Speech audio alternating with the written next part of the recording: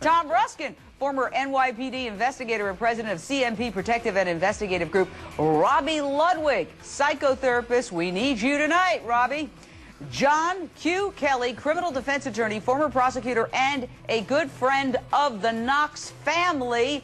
His insight is crucial. And we begin with Travis Mayfield, reporter with Como News Radio. Travis, you've been tracking this case. What is the very latest? Jane, you called it explosive this weekend, and it absolutely was. From all the reports that we're getting in that courtroom in Perugia, closing arguments this weekend delivered by the prosecutor. The prosecution has been laying out their case for weeks, for months, basically giving details, trying to be as intricate as they possibly could be, laying out how they believe that Amanda Knox killed her roommate Meredith Kircher along with her ex-boyfriend, and we've been hearing the bits and pieces and the evidence they say they have. This weekend they strung it all together, and really controversially, they actually showed animation of almost cartoon-like characters that represented Raffaella Solecchio and Amanda Knox, they say, committing the crime.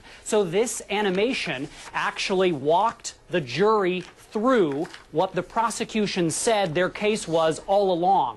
This animation showed the crime being committed, showed Meredith and Amanda and her boyfriend coming back to the scene of the crime, cleaning it all up, staging it, and even more controversial than all of that, the prosecution wove into this animation these crime scene photographs, making it that much more real for the jury and the judges who were watching it. But just getting this animation introduced into court, that was controversial in and of itself. In fact, the jury deliberated up to 3 times whether or not they were even going to watch this. And Amanda, we're told, could not watch it as it was happening in the courtroom, looked away the entire time, and then when it was over, just spontaneously said, "This is fantasy."